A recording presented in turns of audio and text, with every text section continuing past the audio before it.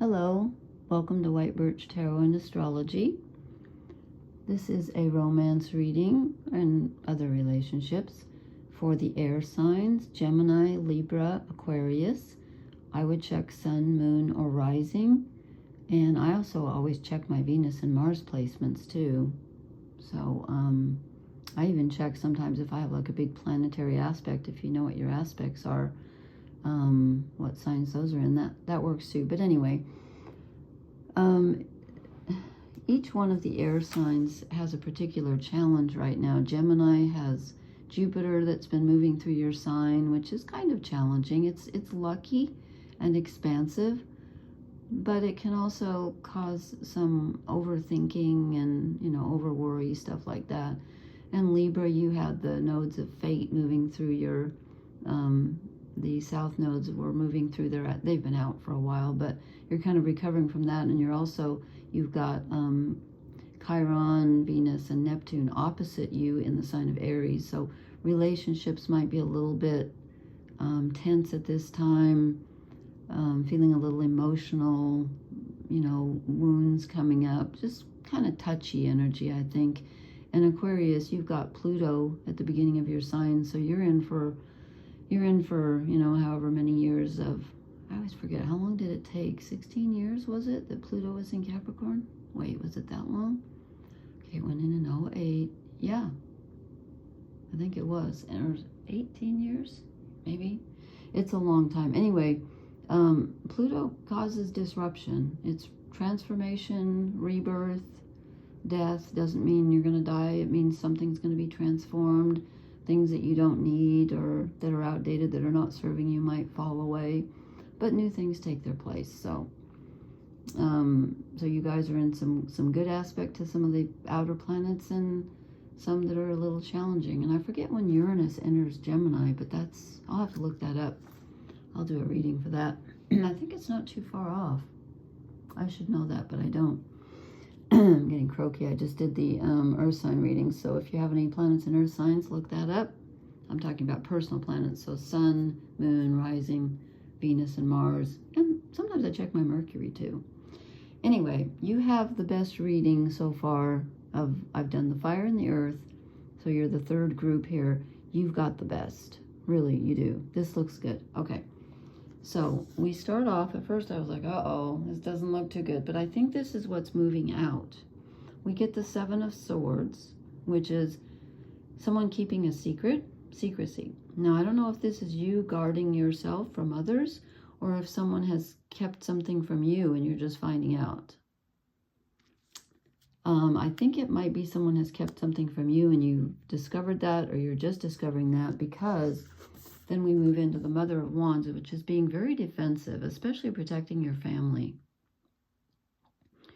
This is female energy. She's very strong, very creative, very vibrant, but she's not someone to mess around with.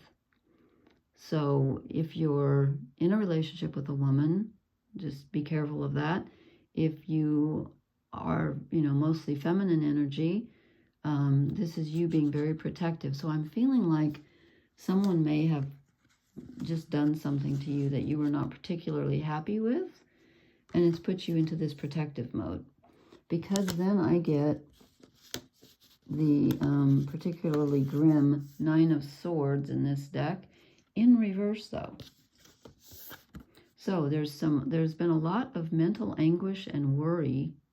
Perhaps you were wondering what was going on with someone and you found out, I don't know, but it's in reverse. So I think you're moving away from this. I hope so. I'm doing this on May 14th. Actually, it's after midnight, so it's the 15th now. Close enough. So I think there's an easing of this mental, maybe you're just glad to find out whatever you found out. It's better to know. And then the only thing I don't like about this deck, I love this deck. This is the Wild Unknown Tarot by Kim Krans. And I love it, except the cards stick together. And so I often draw two, and I'm almost positive it was supposed to be this one. This one was on top. The Two of Wands, which is about focusing your energy. You need to focus on something right now.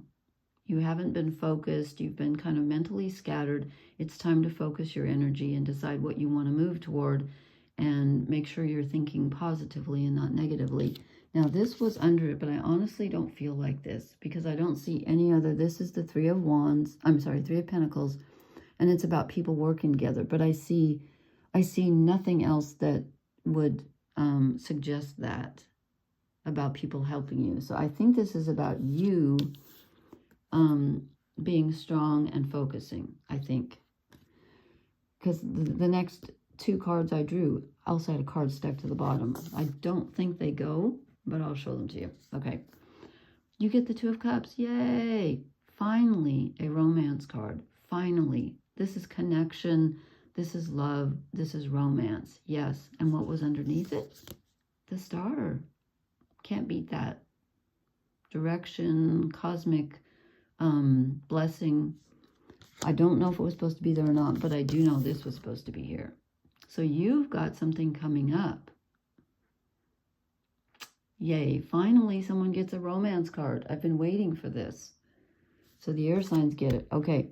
And then these two stuck together, but I think it's this one, the Seven of Wands. In this deck, it's about you standing in your own power, your own direction, like the Two of Wands, focusing. It's all about focus, letting your light shine, and don't worry about the darkness around you.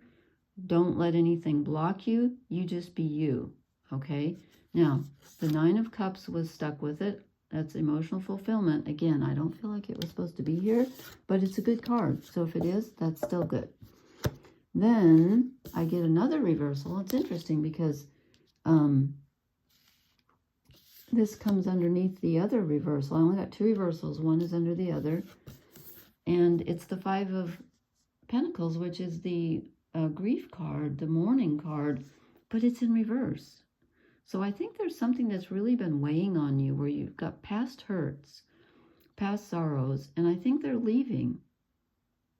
I think something new is coming in, and they're leaving, because we are followed after the Five. We get the Six of Pentacles, which is new growth, and it's normally the card of giving and receiving. In this deck, it's more about, let's see, how does she put it in the book?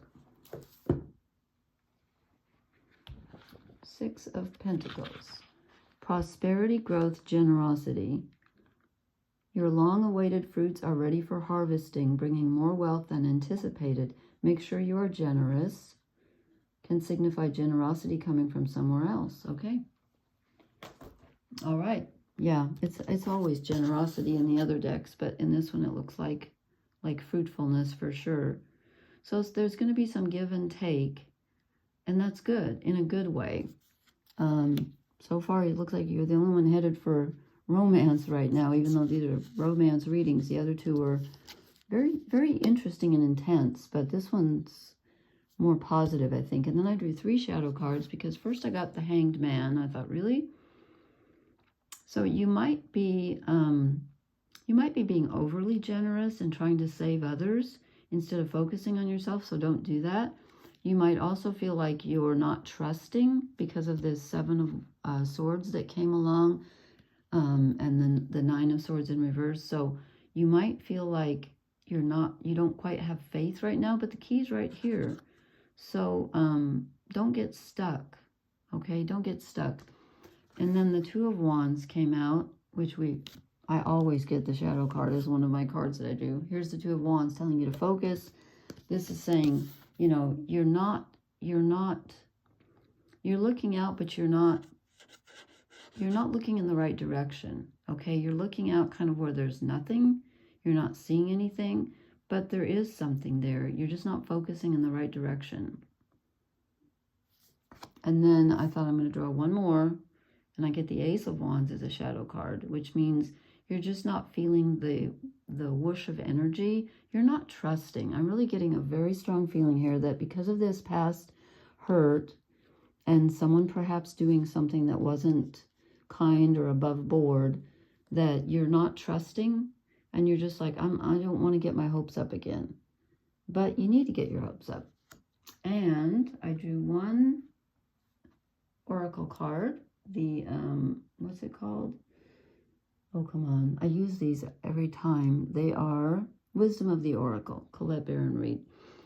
You get the fates. And I'm just going to quickly look at the book here. 17, page 17. I should have marked it, but I did not. Well, that's pretty much what it says. Fate, karma, acceptance that there are things you cannot change and knowing what those things are. Okay, so this card is like the equivalent of the Serenity Prayer. If you know that one, God grant me the serenity to accept the things I cannot change, the courage to change the things I can, and the wisdom to know the difference. So you can't change what happened to you in the past, and it may have been hurtful, which is why you have the Five of Pentacles in reverse, because you're letting that go, and the Seven of Pentacles making you not trust things. But you've got some very positive energy coming up with the Two of Cups, the Seven of Wands, and the Two of Wands, and the Six of Pentacles. So, you know what? It's time to trust again. It's time to trust again. You've got good things coming, and I see some connection here, some heart level connection. And if you're not looking for romance, perhaps it's a new spurt of growth in a current relationship. And if you're just thinking about friends and family, that's good too. It's definitely connection on a heart level. Okay? All right, please leave me a comment. Let me know how this resonates, and please hit the like, share, and subscribe buttons. And I will talk to you later. Blessings. Good night.